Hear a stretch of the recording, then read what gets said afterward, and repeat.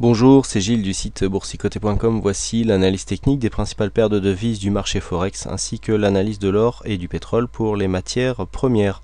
Nous sommes aujourd'hui le vendredi 11 janvier 2013.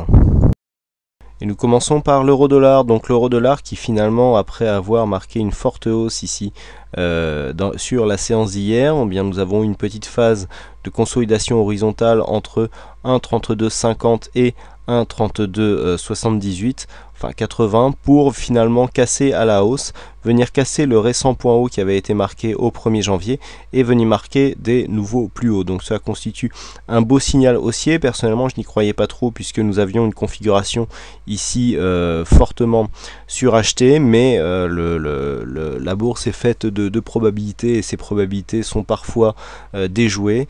Et donc malgré ici une indication de surachat, eh bien les cours sont venus marquer de nouveaux plus hauts, ce qui doit être intégré dans les stratégies. Donc les nouveaux plus hauts ont été ici marqués à 1,33,66. Pour l'instant, ce sont les nouveaux plus hauts qui ont cours.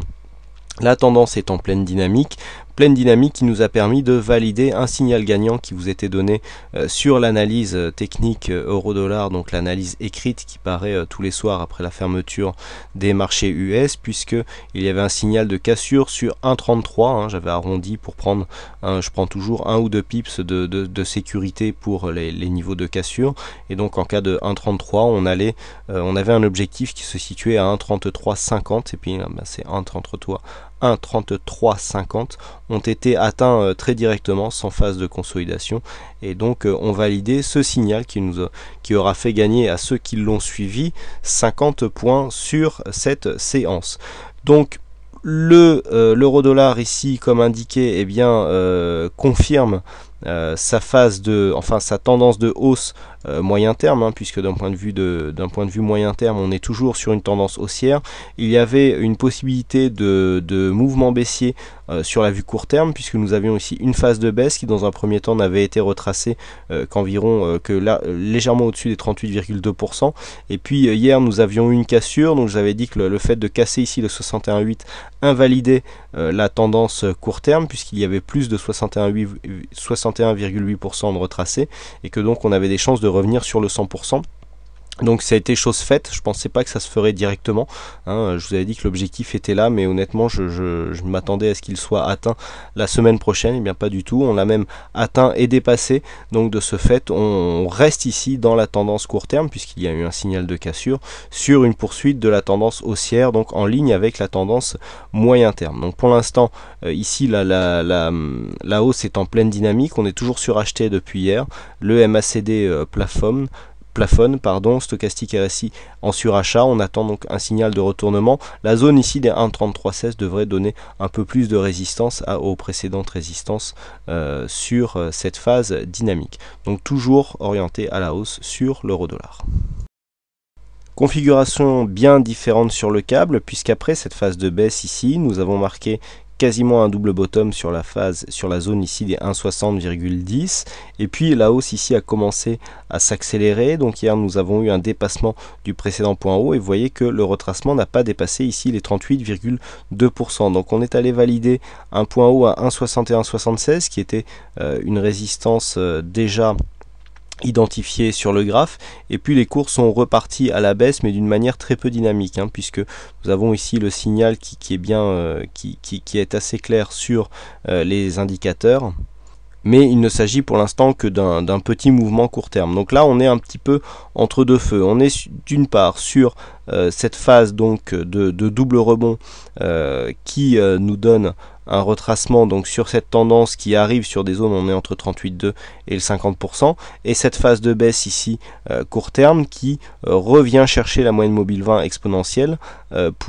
comme si on avait un signal de tendance. Donc d'un point de vue court terme, on a effectivement un signal de continuité de tendance haussière, puisque nous avons ici une bonne attaque de la bande de Bollinger, phase d'exagération avec une cassure des récents points hauts, retour ici sur la moyenne mobile 20 exponentielle. C'est un setup que beaucoup d'entre vous connaissent, puisque c'est un setup que j'ai expliqué à maintes reprises. C'est un signal haussier donc que nous avons, d'ailleurs le contact a été très rapide et donc le câble est remonté. Alors on est d'un point de vue court terme ici sur une poursuite de la hausse et d'un point de vue court moyen terme ici sur une possibilité d'une poursuite baissière de cette tendance qui a été impulsée ici par cette phase de baisse, puisque le retracement a à peine dépassé les 38,2%. Donc il faudra s'en remettre aux phases aux zones de confirmation d'une tendance ou de l'autre. Nous dirons que la phase baissière moyen terme sera confirmée en cas de cassure baissière de ce précédent point bas qui se situe à 1,59,93, alors que le mouvement haussier ici sera confirmé puisqu'il s'agit d'un mouvement haussier sur une unité de temps plus courte, sur un dépassement du point haut de cette bougie, à savoir les 1,61,80. Donc ici, le fait d'avoir deux tendances différentes dans différentes UT n'est pas du tout incompatible. On peut très bien avoir un mouvement court terme ici qui est haussier au sein d'une tendance de fond qui, elle, reste baissière. C'est le principe des tendances et retracements. Donc, tout ceci est tout à fait compatible, ça donne même lieu en général à des bons points pour des entrées sur des positions, puisque le fait d'avoir comme ça les divergences de tendance entre moyen et court terme nous permet de faire des entrées correctes. Donc là, d'un point de vue court terme, tant que nous restons au-dessus de cette zone des 1,6088, possibilité d'une poursuite du mouvement haussier avec confirmation sur un dépassement des 1,61,80. Par contre, tant que ce point haut ici n'est pas cassé, on peut très bien revenir et donc poursuivre dans le sens de ce mouvement ici qui est baissier et qui serait confirmé sur une cassure des 1,5990. Nous continuons avec l'euro-dollar, donc l'euro-dollar qui nous fait un double piège, puisqu'après avoir lancé ici une fausse sortie, je vous avais indiqué que suite à une sortie qui allait dans le sens d'une exagération du mouvement en tendance, il y avait souvent des retours qui provoquaient une sortie dans le sens inverse, donc c'est ce qu'on avait eu dans un premier temps. Personnellement, je m'attendais plus ici à une sortie de la dynamique suivie d'une phase de consolidation, pas du tout. Ici, le contre-pied a été parfait puisqu'on a réintégré le trend, on est même venu confirmer son point haut et donc continuer l'évolution ici à l'intérieur de cette zone. Donc on est ici sur la poursuite d'un mouvement haussier. Il semblerait que la dynamique soit tout de même en train de changer. C'est pas la première fois qu'on a ça, puisqu'on avait là aussi cette sortie et puis on était ensuite venu réintégrer le trend et puis on avait même confirmé par deux fois la zone de support avant de provoquer cette sortie. Donc le mouvement est toujours haussier. On n'est pas venu casser des précédents points bas significatifs, comme je vous l'avais indiqué hier.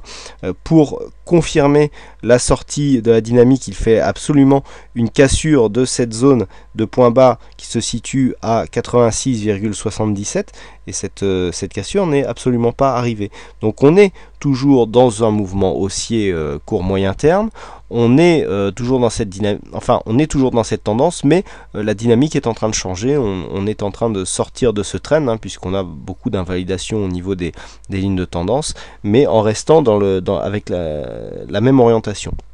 Donc tant que l'on reste ici, donc là nous avons inscrit un nouveau plus haut, donc maintenant le point bas de référence c'est le point bas qui se situe entre ces nouveaux plus hauts, et bien sûr ce sera ici la zone des 86,83. Donc c'est maintenant les 86,83 qu'il faut casser pour réorienter la tendance moyen terme, à la baisse donc.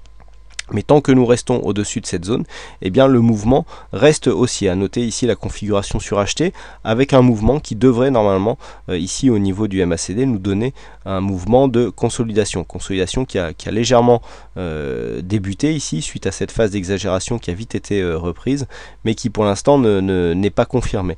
On peut très bien avoir ici une consolidation sur les 88,40.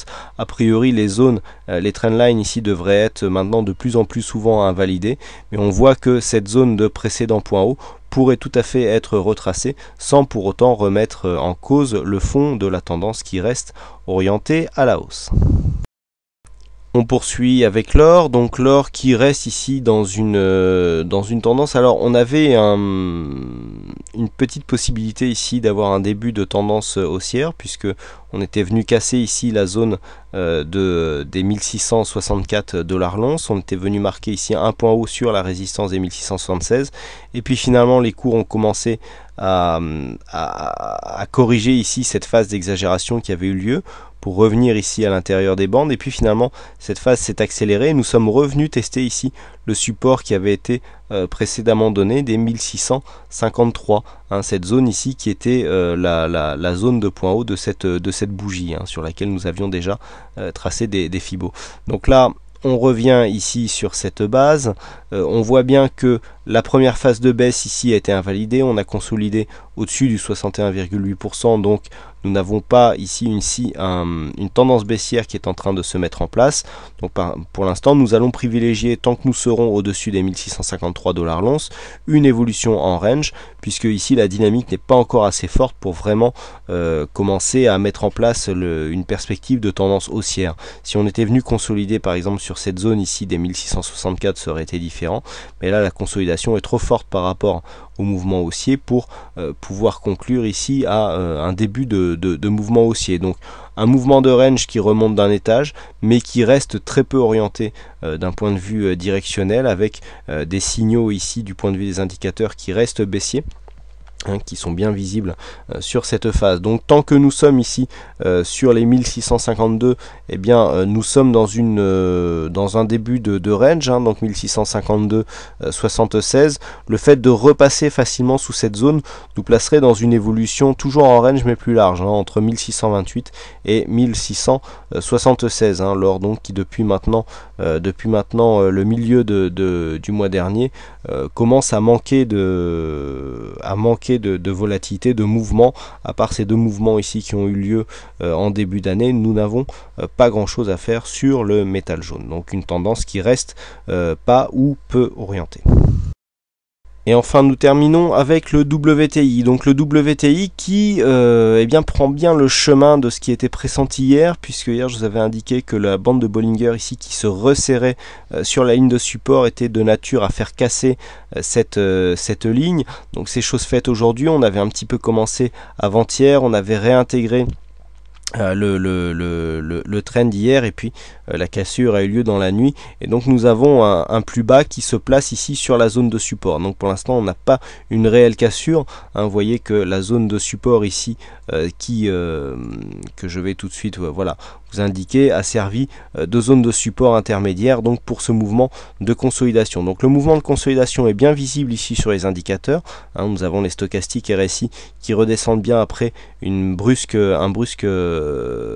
entrée dans la zone de surachat. Le MACD lui aussi confirme ce mouvement de consolidation. On est revenu ici chercher une moyenne mobile 50, un support qui avait déjà été testé, et puis on dirait qu'on essaye de se replacer. Donc il n'y a pas encore eu de contact avec la bande de Bollinger, donc pour l'instant on est vraiment sur une sortie de dynamique mais qui ne débouche pas sur une phase baissière. On serait plus ici pour l'instant, tant que l'on préserve ici cette zone des 92,67 sur une sortie sur évolution en range, hein. Il faudrait vraiment casser cette zone pour donner un signal de consolidation. Donc tant que ce n'est pas le cas, on est au moins en range. Au mieux, si on revient ici sur une cassure des 94,70, se replacer dans une phase haussière mais avec une dynamique légèrement différente. Donc le WTI qui sort de sa dynamique mais qui pour l'instant n'inverse pas la tendance. Voilà tout ce que l'on peut dire sur cette analyse technique Forex et matières premières. Il ne me reste plus qu'à vous souhaiter à toutes et à tous une bonne soirée, bonne chance dans vos trades et surtout bon week-end. Et nous nous retrouvons dès la semaine prochaine pour d'autres analyses techniques en vidéo. Voilà, bon week-end et bonsoir.